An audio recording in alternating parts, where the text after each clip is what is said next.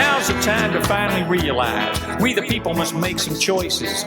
If we want single-payer health care, now's the time to raise our voices. Yeah, so thanks everyone for joining. This is the monthly meeting for PNHP Washington. My name is John. I am the new president of PNHP Washington. I've been here for a couple of months now. We have a couple of special guests tonight that will be speaking to their experience and also to their expertise. And we'll be talking specifically about the recent migration of physicians from the United States to Canada. I think all of us here can probably imagine why physicians are moving their practices up north, but we'll go through that in some detail. And we're hoping that this is more of a discussion tonight. So our guests will certainly give a lot of their perspective, but there's going to be lots of space, lots of time for questions, or if people want to share their stories or share their perspectives, we would love to hear from you. Again, this being recorded. But we'll kind of get right into it. First, we have a couple of announcements. I did want to give a couple of shout outs before we get started. So Students for a National Health Program at UW, they partnered recently with the Philosophy of Medicine group at the University of Washington, and they gave a really great town hall about moral injury in medicine, specifically highlighting the national report from PNHP National. Ananya might be able to speak to that a little bit more, but we'll talk a little bit more about that tonight, as well as incorporate it into our material. It's very relevant to what we're seeing. I also wanted to give a shout out to one of my classmates, Omar Alzir, who's a current fourth year student, who just became a fourth year student. He recently spoke at a town hall for Kashama Sawant, who's running for Congress in actually my district right now. So shout out to Omar. We're going to be putting that recording up on our PNHP page. It was a really great event. Lastly, I wasn't able to attend, but I did want to give a shout out to the folks over at Hull, Washington. They're our favorite organization here in the state of Washington, and they put on a Met Gala that I heard was one for the history books this last weekend. I know a couple of different PNHP board members and SNAP members were in attendance, so I really hope that one, they were able to raise some money, but also just to have a good time and build community together. Some upcoming events, and if there's other organizations, other people want to shout out some of their events that they're organizing or something that we didn't include here, I think now is a good time to shout that out. But just some that we wanted to highlight. Hull, Washington, again, our state-based universal healthcare partners here in Washington State, they're putting together a healthcare huddle that's coming up on June 1st. They have a great website and great listserv. So if you wanted to find out more, check out their website. June 17th, PNHP Washington, we're still tentatively going to be hosting Kashama Sawant for our monthly meeting. We wanted to talk about really what physicians, healthcare professionals, et cetera, what they're going to be doing to push the docket for single payer, but also, really fix our healthcare system, because we know that single payer is one of the key steps to fixing our healthcare system, but it's not the ultimate step. So hopefully that will be a really engaging talk. And then August 15th, we're going to be having a house party with PNHP Washington with our own David McClanahan, who's got his hand raised. I'd like to do the land acknowledgement now before we get into the meat of the program. So we respectfully acknowledge that our advocacy, activism, and learning take place on the occupied and unceded lands of the 29 federally recognized tribes in Washington State, and many more unacknowledged people and groups, including the Duwamish, whose ancestral land is home to PNHP's Washington State chapter. All of these tribes collectively represent the inhabitants and caretakers of the land and these waters since time immemorial. Anyone else in the community wanted to shout out events with their organizations, other things they've heard of that they'd like to share? Ronnie, sure. We'd love to hear from you. So I would like to report on two events, one PSARA event and one Healthcare for All Washington. We share Wednesday night, so PNHP Washington has the third Wednesday night. Healthcare for All Washington has the second Wednesday night. Our upcoming program is on healthcare in Great Britain. There's a professor at UW, Clarence Bigner, will speak and share a overseas or about race, health, and equity in Britain and the National Health Service. And the second is that PSARA is sponsoring a Juneteenth event. And I saw several of you, including Mindy, all the way from Arizona, at the Juneteenth event last year. Again, it'll be at New Hope Baptist Church. It will be on the Saturday, June 20th. So watch for details about that. It's a powerful program, not just from the members of New Hope Baptist Church, but Delbert Richardson will be sharing a program he offers to youth on untold truth, so a history of racism in our country. It should be something to mark your calendars for, Saturday, June 20th. Thank you. Amazing. Thanks so much, Ronnie. Yeah, if you don't mind dropping links to those events or to those pages, event pages in the chat for people to sign up or maybe to listserv, that'd be fantastic. We love all the collaborating organizations and we want to make space to make sure that we're all on the same page together, which we are, I think. Anybody else? Okay, so we'll go ahead and get started right into tonight's programming. This is a big blurb of text, and this is on the website, but I'll just briefly introduce our speakers, and then we'll get into the content. I wanted to introduce them now because as we go through the content, I'm sure there's going to be lots of commentary as we go slide by slide. But I first want to introduce Karen Palmer. She's an adjunct professor of Simon Fraser University. She's a health policy analyst, health system researcher, and consultant up in Canada. She's been working across academia and government, international organizations, civil society, and she's also an advisor for PNHP. So thanks so much for joining us tonight, Karen. Thanks for having me. Our other guest tonight, Dr. Khati Hendry. She is an MD who is a family physician who was trained in the United States, worked for many years in the United States, but got a little bit fed up with the healthcare system here, and so made the journey herself up to BC, where she finished her practice. And she was in the Bay Area for 24 years. So, Dr. Hendry, I might be reaching out to you for Rex as well. But she's joining us tonight. I believe she's more recently retired, but we'd love to hear her story about making the transition up to Canada, kind of what drove you or drew you to Canada. And also just like, it's always great to hear and connect with you. Getting into the content, thanks. Yeah, so getting into the content for tonight, we are focusing a lot on the US healthcare system and the Canadian healthcare system and why there is such an efflux of physicians who are leaving their practice here in the United States to make the journey north to cleaner waters or calmer waters, as they're saying, up in Canada. And I really want to take a second to step back, and I think there's a lot of us on this call tonight who can imagine the difficulties of being a doctor, being a physician here in the United States, and how that might make you think about moving abroad or changing your practice.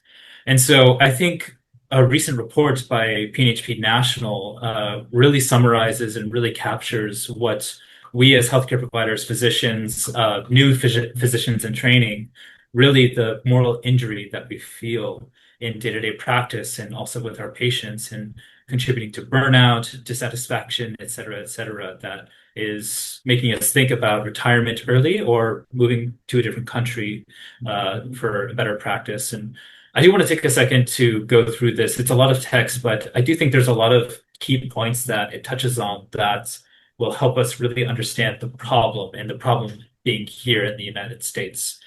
And so I'll just go ahead and read this. Over the past 3/4 of a century, the U.S. healthcare industry has increasingly shifted focus away from the provision of care and toward the extraction of wealth, a trend legal scholars have termed healthcare financialization, which I think a lot of you have already heard before.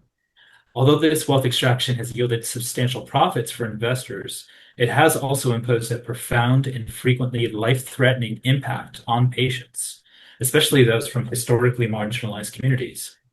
It is well documented that as physicians lose autonomy and as they spend more time on administrative tasks, they report symptoms of burnout.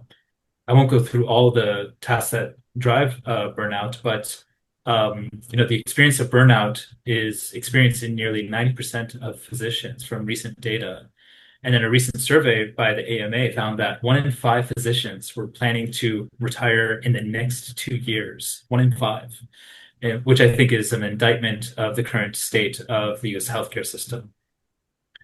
Now, really, to get into the definition of moral injury, physician moral injury arises when physicians are prevented from delivering evidence-based optimal patient care due to systemic constraints beyond their control, particularly those imposed by profit-driven goals of the healthcare industry. Put another way, moral injury occurs when clinicians are forced to take actions that really conflict with their own values. This conflict in values, exacerbated by healthcare financialization, invariably leads to moral distress and injury for physicians. Now, this is pulled from the executive summary of the moral injury report, and I have linked the full report in the bottom here, and I think Ananya has also linked it in the chat, so please take the time to go through that. It's a pretty exhaustive report, but it has lots of really interesting points to really highlight why there is such a push of physicians outside the United States. And just summarizing some of the key takeaways, 62% of physicians reported moderate or very high distress from administrators or insurers cost-cutting, overriding clinical judgment. So overriding our clinical judgment as assessing the patient. 57 reported moderate or severe distress from working in systems that fail to treat vulnerable patients with dignity and respect. And I won't go through the rest of these, but these are included in the report. Now, I think thinking about moral injury and thinking about, this other issue that is interestingly just north of us is really a shortage of physicians. Now, taking a step back, there is already a severe shortage of physicians, primary care doctors here in the United States, but I think there is, equally, if not more, of a shortage for physicians in Canada as well, but especially in some of the rural provinces or even some of the rural parts of the southern provinces as well. And, this is just, one statistics of many that could possibly, or one, I guess, image that can kind of highlight the problem. And this is just looking at medical schools here in the United States, of which there are now over 200 for 330 plus million Americans. And in Canada, there's around 14 to 15 medical schools for the entire country.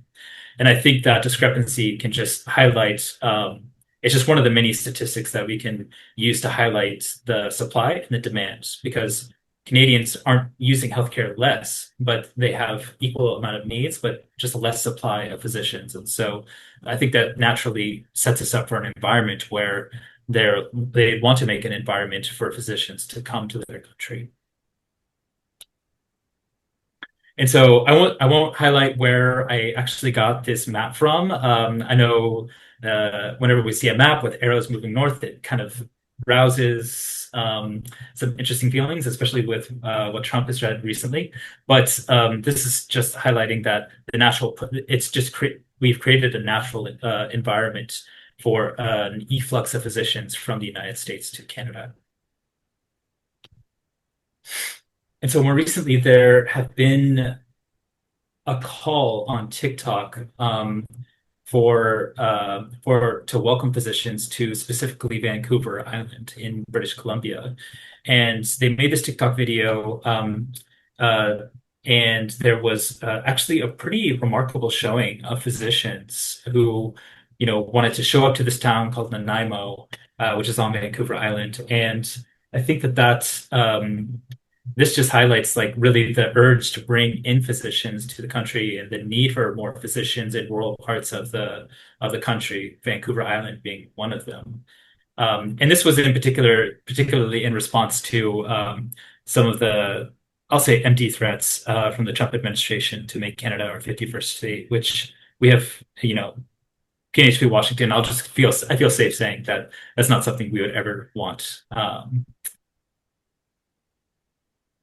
So more recently, there's been, more news articles, some data that's been kind of reaching the mainstream media about this efflux of physicians to Canada. And this one article, kind of highlights this, recently published just last year, talking about, highlighting the problem in British Columbia, in specifically how there's hundreds of thousands of British Columbians who do not have a family doctor. There are several rural communities who have had emergency rooms closed because of lack of staffing. And so the Canadian government, they have stepped up and they have passed legislation or proposing legislation to help speed up the licensing process for physicians from outside countries, particularly the United States, but I think other countries as well, to make an easier transition into the Canadian healthcare system to make up for this deficit. And one of the statistics I'd like to highlight is that just in BC alone, they've expanded the licensing program, which previously only had 32 seats per year, but now upwards of 96 seats per year. So tripling in a single year. And there's been multiple websites, like really fancy, this is specifically for British Columbia, but this is true across all the provinces, that make it really alluring and really easy for you to sign up and meet with a representative and help facilitate the process. I guess I should have prefaced this talk by saying that, PNHP Washington, myself included, we don't get any kickbacks or anything like that for physicians who make the journey or sign up for any of these subscriptions. I wish that was the case, but and just kind of closing out some of the intro statistics. There's Adrian Gear of the BC Nurses Union says there's still some problems that BC and Canada have to work through, like making sure they improve working conditions for the nurses that it hires, but also highlighting that there's 6,000 nursing vacancies. So this isn't limited just to physicians, but I think it's true across the board for all healthcare professionals. And another statistic, the number of American doctors contacting Can-Am physician recruiting spiked by 65% in the first few months of the second Trump administration. And then lastly, I'll say that the number of U.S. physicians who created a new account on physiciansapply.ca spiked over 615 over 7 months compared to just 71 in the previous year, which is a 750% increase, which is pretty remarkable. So that's all I have to open this discussion. I wanted to allow some time for our guests to, expand on some of the statistics or some of the points that I've already talked about here. And I'm wondering if, Karen, if you'd like to get us started and talk about some of the things that we brought up here, or if people want to, bring in questions immediately. How about if I give you some numbers and then we can hear from Khati and then take questions? Okay, so thanks for that good introduction to the story. I mean, like many countries in the world, and for many reasons, as you said, Canada is facing healthcare staffing shortages, especially in family medicine and nursing and rural and remote care. And in response, as you said, several provinces, especially British Columbia, just north of you, I just checked the map, we're like an hour from you, have launched aggressive recruitment campaigns targeting healthcare workers from the States. And so I'm going to just briefly talk about how many U.S. providers have applied, how many have actually been hired, and why some say they are choosing Canada at this time. So British Columbia's Minister of Health, Josie Osborne, has said that, and I'll quote her, "With the chaos and uncertainty happening in the U.S., we are seizing the opportunity to attract the talent we need to join and strengthen our public universal healthcare system in British Columbia." So these campaigns are attracting significant interest because Canada is offering faster licensing pathways than in the past, and a publicly funded healthcare practice, healthcare system, and a stable, relatively stable social and political environment. The Canadian Medical Association reported that, and I'll quote them, "Reducing barriers for all internationally trained physicians qualified to practice in Canada will help close critical gaps in the health workforce and make it easier in the short term for anxious US-based healthcare providers to and I'll quote them, live where quality of care meets quality of life. So what is the scale of the recruitment efforts? So BC is running Canada's largest dedicated US recruitment campaign, specifically targeting physicians, nurses, nurse practitioners, and allied health professionals. So as of March 2026, since launching its targeted US recruitment campaign back in March of 2025, so a year before, BC has received nearly 2,800 applications from US healthcare professionals, and over 3,000 workers expressed interest through webinars and recruitment events. And so the numbers from BC's Ministry of Health show that between March of 2025 and January 2026, more than 400 health professionals from the US accepted jobs in BC, including 89 doctors, 42 nurse practitioners, 260 nurses, and 23 allied health professionals. And these data show us that interest remains much greater than the actual number hired so far. And the number hired is still quite a bit lower than the number interested, because although recruitment is faster than before, the licensing and immigration and relocation efforts all still take a significant amount of time. And Khati will talk a little bit more about that.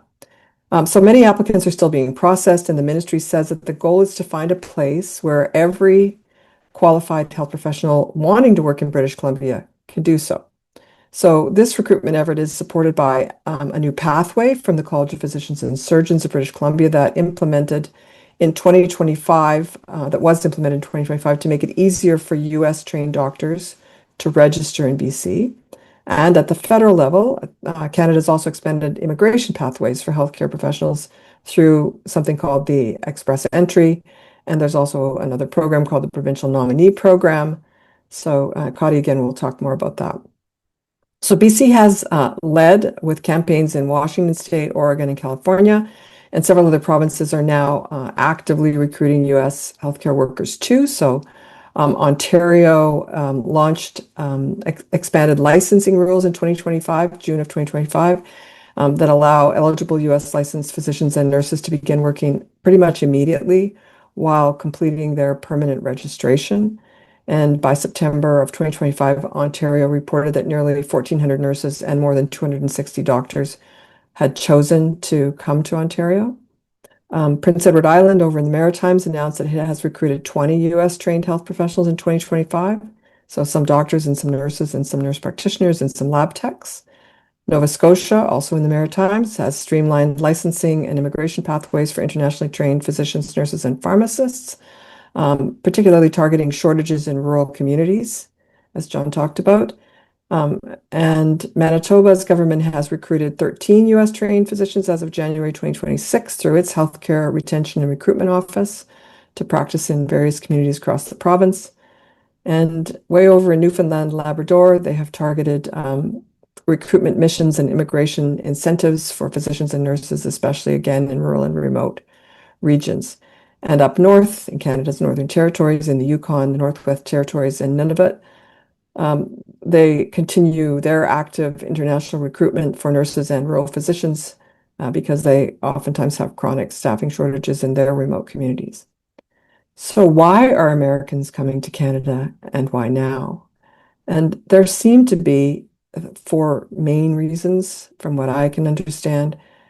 First, that there's easier licensing and faster hiring. So BC has simplified its credential recognition program as of 2025. And so it's easier for US docs to now become fully licensed in sort of weeks rather than months or even years. And nurses can apply directly without the really lengthy third-party assessments that used to go on. So this took away one of the biggest barriers that previously discouraged US healthcare practitioners from trying to come to Canada. Another reason is dissatisfaction with the US healthcare system.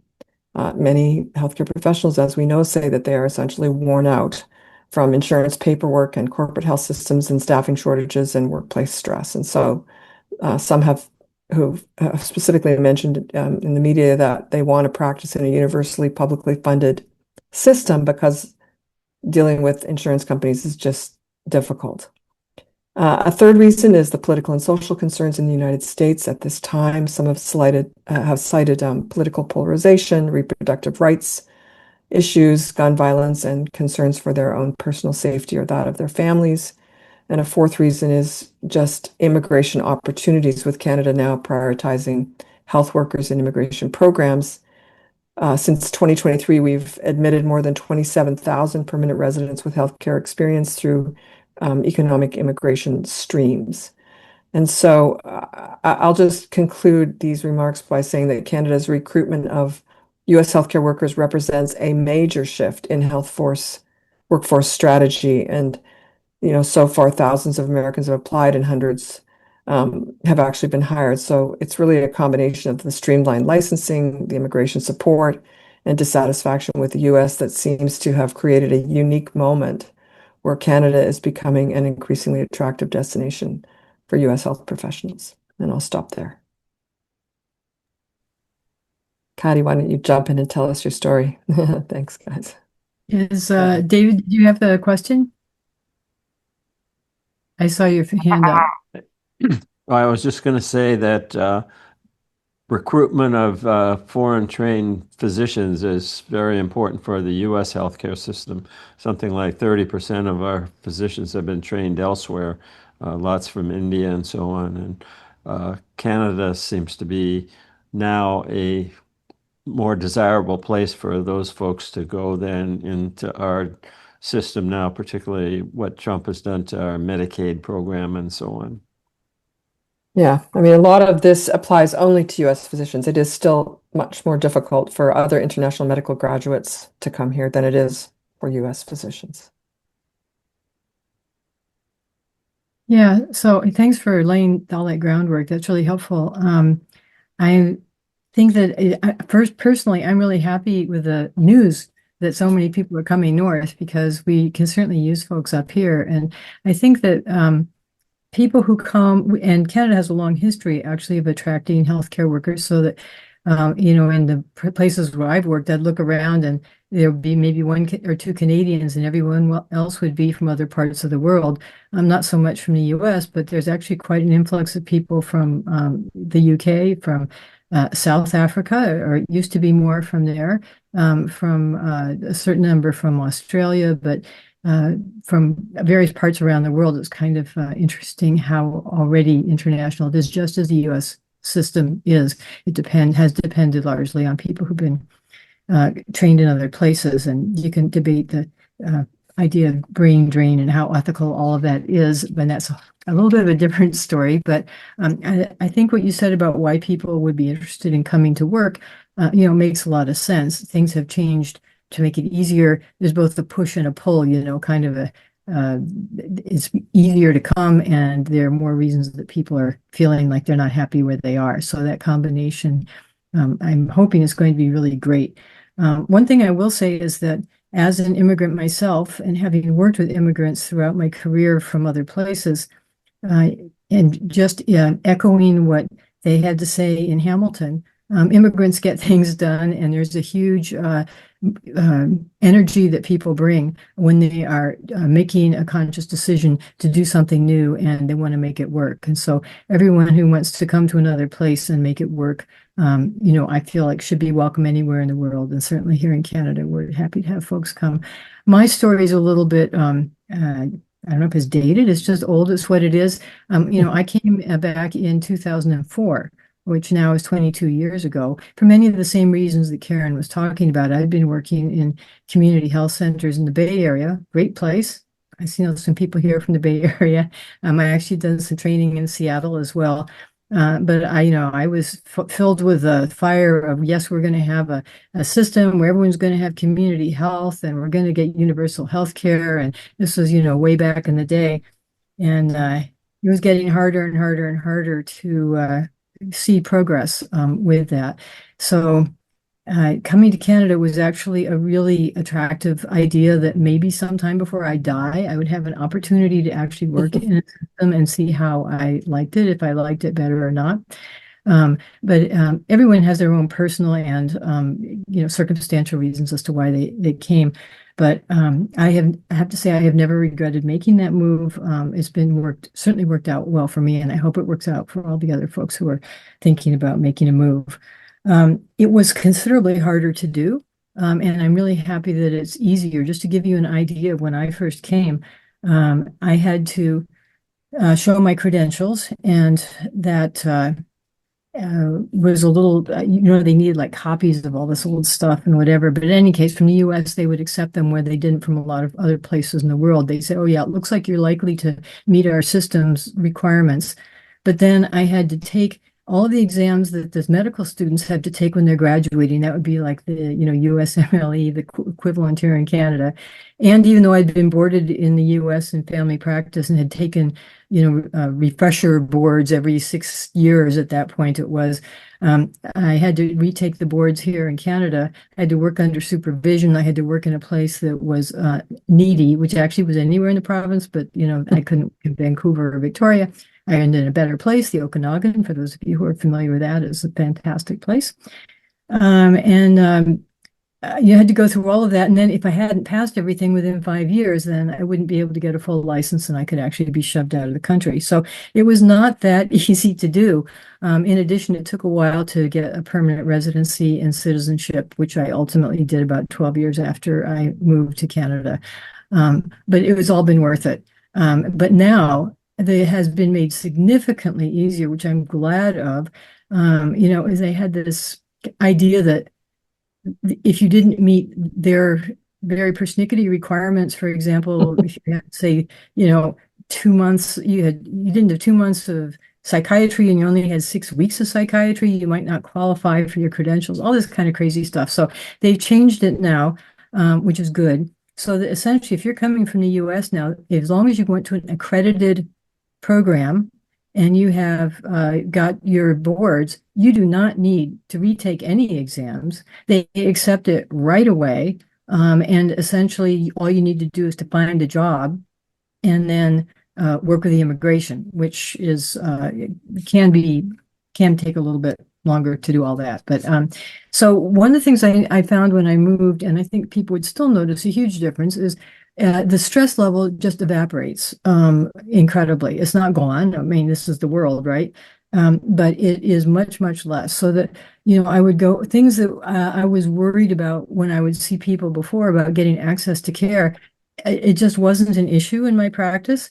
People would come in, they had a health card, they'd come say, oh, hi, so-and-so, the receptionist, great, I'll put you in the room. Bye, make an appointment. That's it. I mean, there is no copay, there's no checking your credentials, there's no calling up for authorization, there's none of that stuff. If I wanted to send someone to a specialist or have a test done, everyone goes to the same place. I mean, it's not like you have to send them here, or you have to send them there, or they changed their job, and so now they're going to a different place. I mean, that whole level is just not even there. It's like, whoa, I can actually practice medicine.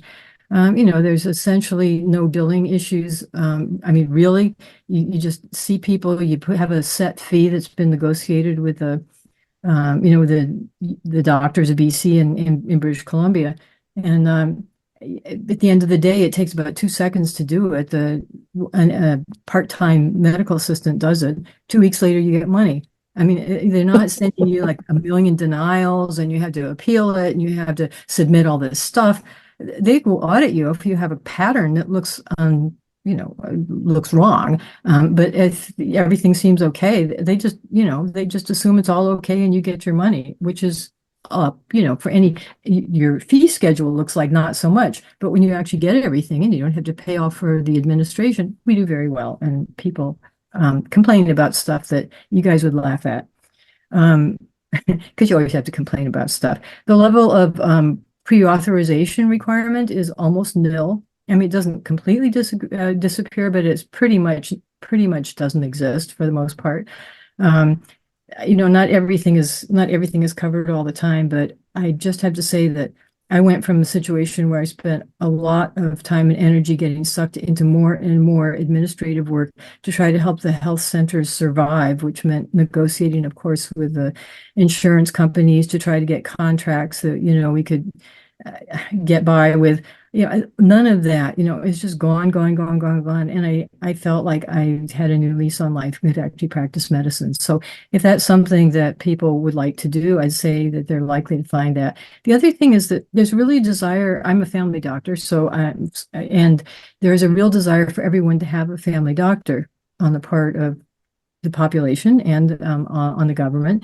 And so part of what they're trying to do is get people to come up and be able to have enough people to serve the population. And actually, as a family doctor, you don't always get that in the States because it's very specialist oriented. And so I found there was actually quite a bit more respect and acceptance and desire for the things that family doctors offer. Certainly, if you're in a remote area at all, you get to do everything, whether you want. Some people just absolutely love that. Where I am, I'm not doing everything, and in fact, we're looking at ways to try to share the load a little bit, so that some people do maternity, some people do other stuff, and still get everything done. But it does give you a lot of opportunities here that I don't feel like I really had so much in the States. So I'm not wanting to talk too much longer. There are so many details I could go into in terms of how we're organized as doctors, how we negotiate things, how we have different programs that support the family doctors, how we have communities that have come together to try to recruit people and to make it easier for them, and the relationship with the hospital and the specialist, yada yada yada. It goes on and on. But I think when you really get right down to it, the main thing is that you can practice medicine here. It's the same medicine, really, basically, that you do anywhere in the world, but it is actually much more supportive and easier. But we do need people to come and work with us, and who want to have a better model out there. So I'm going to stop there and not go into all those details, so we have time for people to ask some questions and talk about what you really want to know. Yeah, thank you so much, Khati. I really appreciate that, and Karen as well. Really insightful for both of you. I do want to take a second to kind of share my own personal story with this as well. So I think this relates specifically to the current geopolitical climate in the United States. Me as a medical student looking at a daunting career going to the US healthcare system, Canada has always been there. I mean, I've measured it. It's 100 miles exactly from my medical school to the board to the Peace Arch to cross up into BC. But I'm currently married, and my wife is from Mexico, and she's visibly from Mexico. She's very brown, and as you can imagine, living in the United States in this current climate, really, I've been in the ICU, I've been in the hospital, and I've been in really stressful situations. But in the back of my mind, I'm always thinking, is my wife safe? Is she going to be home? Is there going to be agents at the door? Right. So that enters into my mind as well when thinking about future practice in medicine. And so, we spend a lot of time talking about the health insurance and the administration and the billing, but just to speak a little bit to the socio-political climate as well. We have met with a lawyer, a law office in Vancouver, and, kind of contrasting with Khati's story, they've told us that as soon as I'm done with residency, it is very easy to make the move up to BC. Very, very easy. There's a lot of barriers and a lot of hoops to jump through if I wanted to do my residency in Canada, but I think we're going to take the time to go through residency and continue to leave that open as an option. So I just wanted to share that. Yeah, and I would just say that I talked to the Health Match BC people, and I was just ecstatic to find out how much more welcoming they are. And yes, you really can pretty much work right away and get your credentials established. But the immigration does take a little bit. But if there are issues with immigration, it's unlikely you're going to end up in a gulag or exported to, the Congo or something like that. I mean, the story is different, right? I mean, it's not easy. Immigration is not easy anywhere in the world, but it's pretty dire right now for a lot of people who are in the States with not being sure what they thought was like okay status. It turns out you're feeling like you might be at risk after all. So yeah, it shouldn't be that. It shouldn't be as horrible. Even if you were struggling a bit to go through all the paperwork and everything.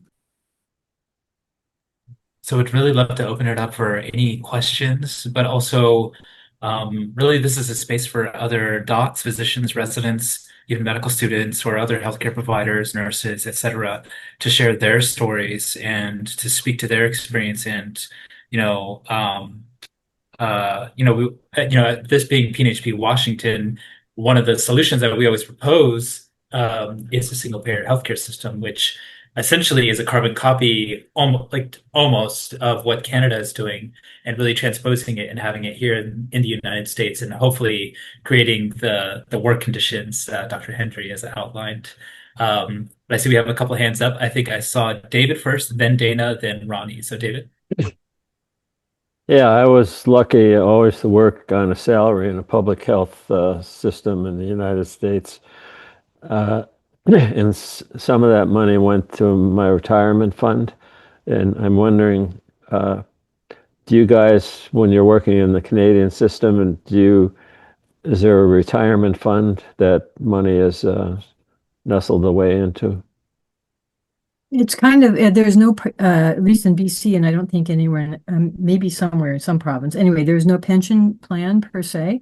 So you're having to squirrel your money away just as you do in the States, perhaps in many cases with an IRA or, 401k or something like that. So you can save your own money. You will make some money. You will get some from what would be the same as Social Security. But there's no specific pension plan. I believe that was negotiated away by the doctors who wanted more money now and thought they could invest it better than just putting it into some pension plan. But that's the situation. I remember about 25 years ago, probably about when you emigrated, Khati, there was all this media hype about how Canadian doctors were flocking to the United States because of low pay, terrible conditions of their single payer system, etc. I imagine, and so what I found out about that time was that actually Canadian physicians were paid higher than American physicians, at least, or U.S. physicians, I should say, at least family docs. So I guess my question is, it's kind of related to Dave, is I guess pay is really not an issue with physicians emigrating to Canada, is it? I don't think it is. I can't speak to everyone's need for money because everyone feels differently about how much they think they deserve. I would say no one's starving up here. And when they do the comparisons, that it comes out pretty favorably. And then if you look at things like, cost of living, well, that's not always good, but like how much you're paying for malpractice or other things, sometimes these sort of sort out. I would say, however, that if you're coming from the States to Canada, that the U.S. you continue to be a U.S. person who is subject to taxation on your worldwide income. So if you come, you will need to file taxes on both sides of the border. You will need to hire accountants. It will be a total pain in the posterior. Most countries in the world don't do that. They don't make you pay taxes if you're actually working in another country.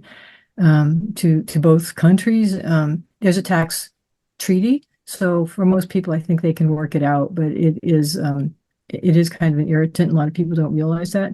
The other thing is that the rules for investments and so on are different on different sides of the border. So you do need to get some advice from knowledgeable people from both sides of the border so that you don't have an inadvertent misstep.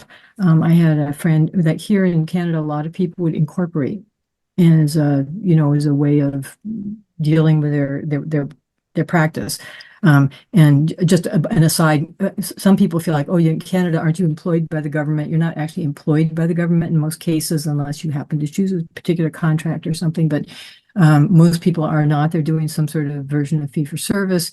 And so it's, I'm sorry, I'm just losing my train of thought here. What I was going to be saying, but you do need to. Oh, I know the incorporation. So a lot of people would incorporate. It turns out that because of the tax rules on both sides of the border, it was a complete nightmare for the people who were incorporated, who were U.S. citizens, and they had to do a lot of repair work. So you can do it. I'm just saying, word to the wise, don't be completely shocked. You do need to be a little bit careful in terms of how things go cross border. Now, there are only two countries in the world that tax based on citizenship rather than residency, and they are the United States and Eritrea. So I wanted to ask about the impact of the corporate practice of medicine on providers in Canada. You all have done a great job and reviewing the other factors. Certainly, universal health care is something that all of us in the United States are jealous of, and we're working hard to make that happen. And just the immigration policies that you've talked about in Canada, it's the opposite of what's happening to us politically. Certainly, we talk about lots of different things that affect health, like social determinants of health, but those political things make people feel so much more comfortable. And so those are factors that we are know about and that we are learning from Canada. So my question is about, are you facing the same corporate practice of medicine issues? Are providers told you have 15 minutes with the patients during this period, and you have to turn them around and get results out because of the setup by a corporation? Well, most physicians in Canada are self-employed. So they're not working for corporations. They're basically independent contractors who are paid by a public purse, but there's no insurance company that's telling them that they have to churn patients. That's really at their discretion how quickly they want to see patients. The fee-for-service payment system, where it exists, many provinces and territories have mixed payment systems now, but the fee-for-service system does incentivize that because that's how you get paid. But Khati, you can speak to more about what kinds of pressures you might have felt when you were seeing your patients. Yeah, it was it was interesting, coming to Canada. I had been working in a community health center, which isn't a it's a corporation, but it wasn't like a shareholder type of situation. It was, a community organization. But there was a lot of pressure on how fast you had to see patients because you had to, of course, meet the bottom line. And they were getting a lot of pressure from all the people that they contracted with. Even though they may not be, private corporations. So we were constantly trying to struggle to make sure that we had enough time to see people. When I came up to Canada, if I didn't see very many people, I just didn't get very much money. So it was like kind of up to me. And it was like, well, not only that, I could take more time off if I could find someone to fill in for me. But if I could, it was like, oh, that's great. I came up and said, oh, I'm going to join your practice, but, I have this thing I've been planning and it's going to be happening in the spring and I'm going to be yada, yada, yada, yada. And they go, oh, well, that sounds like quite a trip. Well, don't you think you need a whole month? I just about died, It was like, yeah, that's fantastic. I would love to do it, but I'm not paid, right? So that was my choice. That's my choice. I don't work, I don't get paid. I work more, I get paid more. So people can moderate how fast they go or whatever. But, when you will do that, right? You will see more people and you'll find ways to make more money if you feel like you really need to do it. But the motivation is different than someone telling you, you have to do it this way. If I'm sure you understand what I mean. If you have that a bit of autonomy to say, this is how I want to make things work, and then you want to work that way, that's very different than someone else telling you, you have to do it this way. And I would say that there's, I think most people have much more autonomy here. You're not employed in any way by corporations. They don't own offices. For example, which is pretty common in the States, right? You go and work for an office and group practice or whatever. There is a move, however, to more group practices. It used to be more people were just kind of doing their own thing in their own time. So things are moving. Not everyone wants to have the responsibility of running a business. That's no surprise. And then when you start contracting, saying, okay, well, we'll provide the service if you give us some money, and the people who are giving you the money is mostly the government. Then they also want to see what are we getting for our money. So I think things are moving more in the direction of having a little more oversight in how people are doing things, but we're light years away from where it is in the States. And there's not we're not beholden to the shareholders. Ultimately, we're beholden to the people who are electing the people in government. Okay, I remember a few years ago, people on our side of the border would say, well, Canada has a system where it takes forever and ever to get your hip nailed. So but on our side of the border, they didn't say, well, if you don't have insurance, you're never going to get it nailed. But Right. there was a time, I don't know if it's still going on, that there were private clinics developing. I think it was even in BC that would allow some patients to jump the queue if they paid money or extra money or whatever to that private clinic. Is whatever happened to that clinic? So there's lots of private clinics, private, some of them are private for-profit, some of them are private for-profit investor-owned. There are a number of them. And they're publicly funded at this point. There are always pressures from some governments to change that and to try and introduce private pay and private duplicative insurance.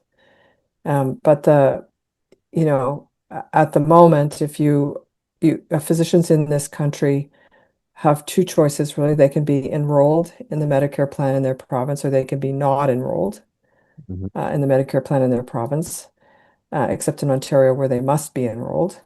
And there's, I don't know, a dozen doctors in the country that are not enrolled at this point. There are some in Quebec that go back and forth between being enrolled and not enrolled, but they have to now that got a bit out of hand in Quebec. And so now if you're in your first 5 years of practice, you can't be a non-enrolled physician.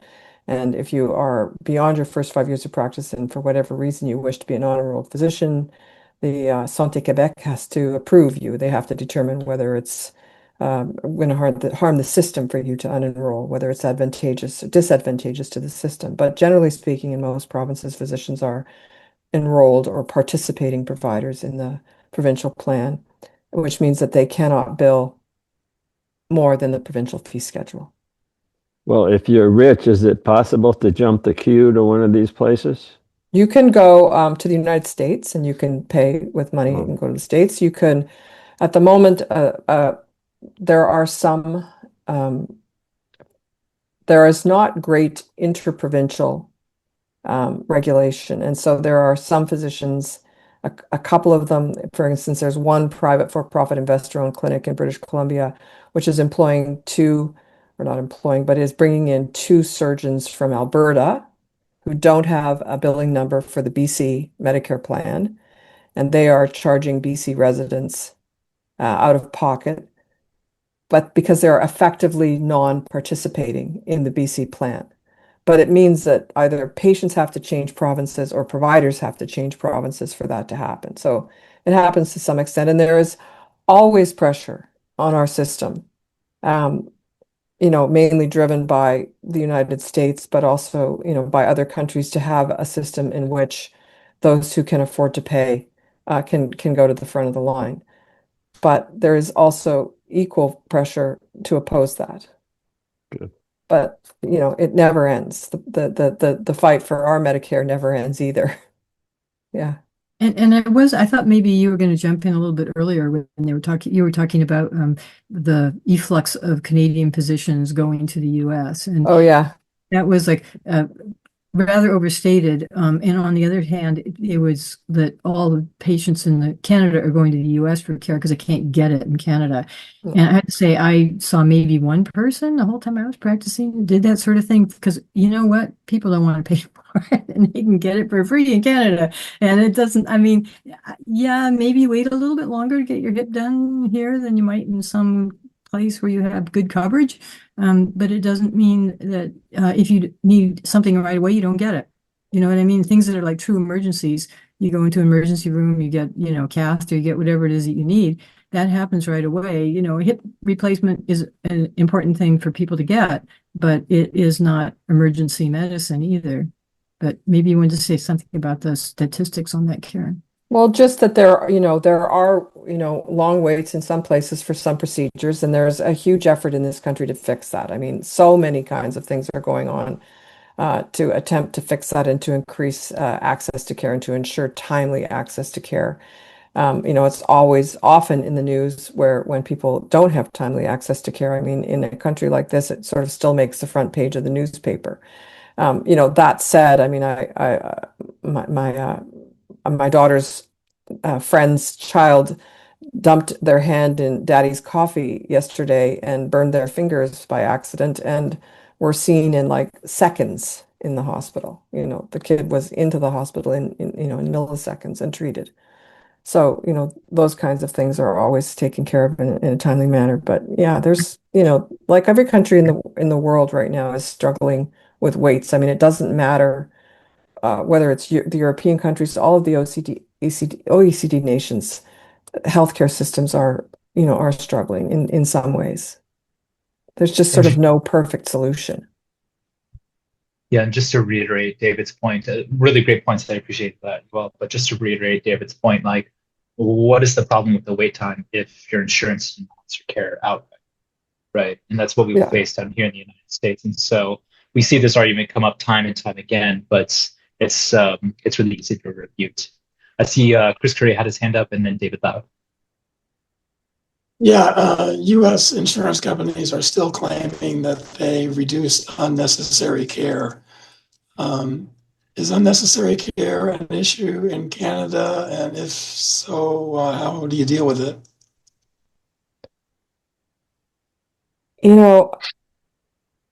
It's not quite the same thing. It's kind of like I'm not even sure how to answer your question. Yeah, it's like I know what you're talking about.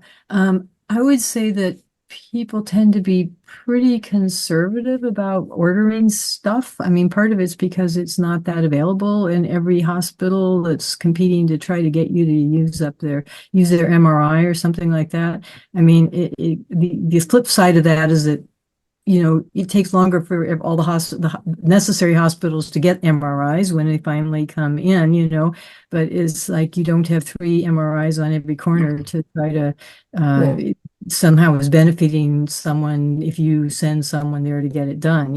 It's like it's controlled in a different way, but people, I think maybe what I was talking about before, if you have a billing pattern that looks really suspicious, like you're ordering 10 times as much lab work as someone else, they might investigate it, but you're likely you don't own the lab.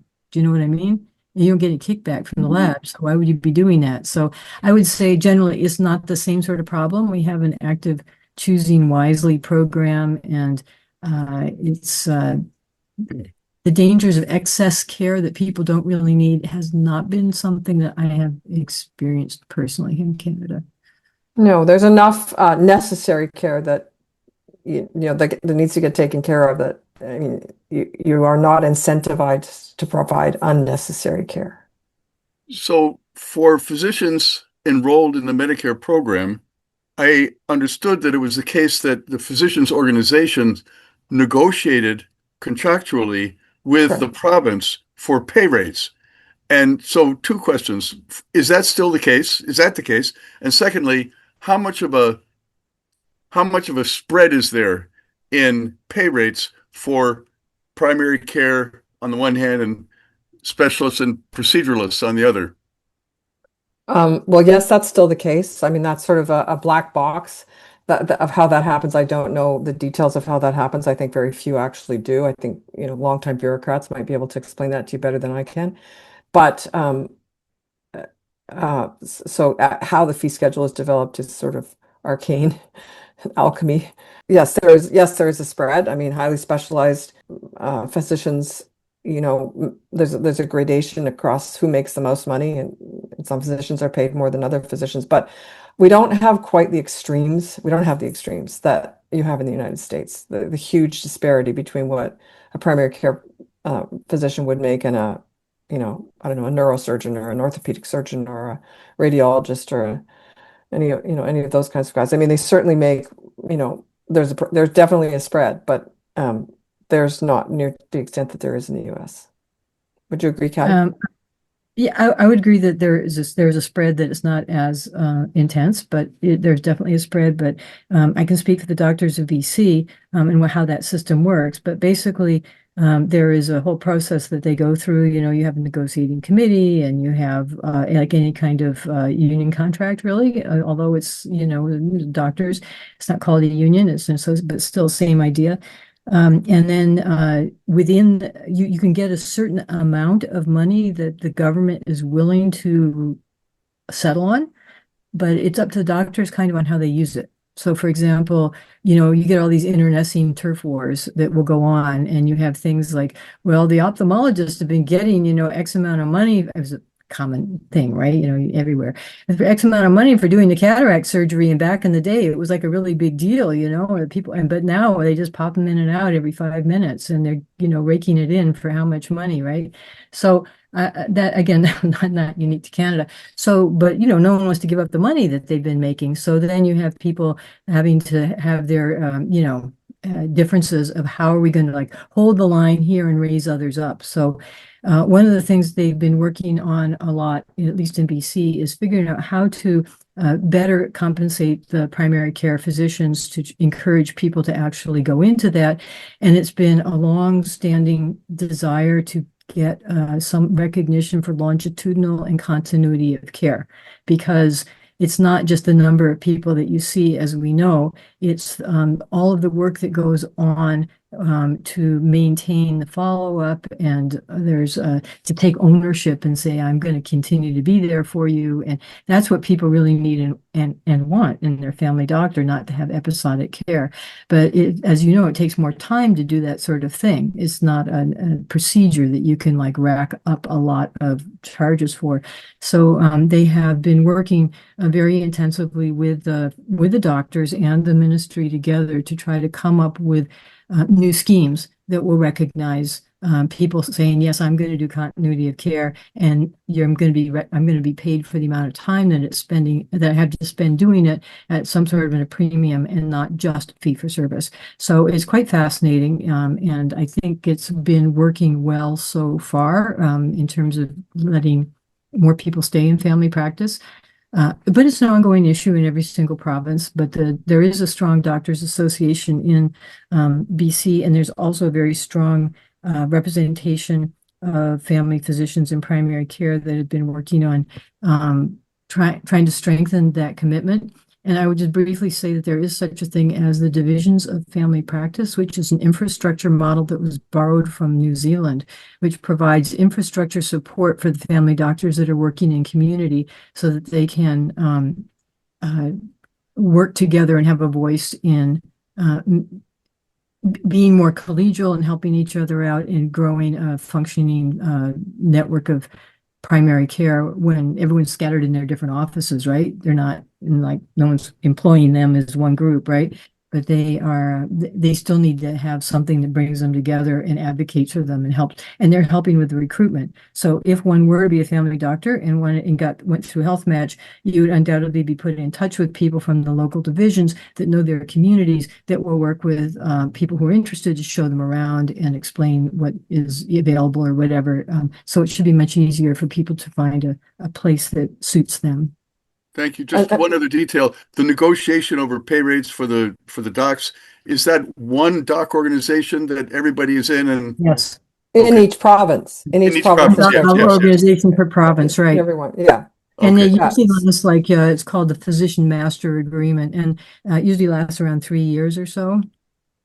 Then this renegotiation. So as an example of what Khati was talking about, the new longitudinal family physician payment model, which was introduced in I think it was like February 2023. So the average gross compensation increased from about $250,000 a year to about $385,000 a year for a full service longitudinal family doctor. And of course, that's before that's gross clinical revenues, so not take home pay. So they're still paying their overhead out of that. But yeah, and that there was peace in the media after that happened. There was a lot of news before it happened, and then once that happened, there was peace in the news for a while. Dr. Abrams, you've had your hand up for a while. Thanks for waiting. Yes, I think this is mainly for Karen. I wanted to learn more about the discrepancy or the shortfall in the available workforce. That's a whole other talk. It's a whole big other talk. Well, I can hold it and look forward to that. But maybe you could just comment about one part of it. I mean, I was going to ask you about how that happened to develop. I noted the number of medical schools is, John gave a good, map, but I couldn't recall the population of Canada, so relatively speaking. But does it have, I thought that, perhaps you could tell us what the cost of medical education is in Canada, and in terms of people entering the profession, going through education, and then coming out into the workforce, how does Canada arrive at the shortfall that exists now? Well, so I'll try and get 30 years ago, there was some research that suggested that Canada needed fewer family physicians because we needed more of other kinds of providers. And some governments only heard the first part of that sentence. We needed fewer family physicians. So there was not the sort of normal increase in the number of medical school slots that one would have expected. But it was also not true that they increased other kinds of providers to sort of pick up that space. And so that was part of the story, that sort of the history.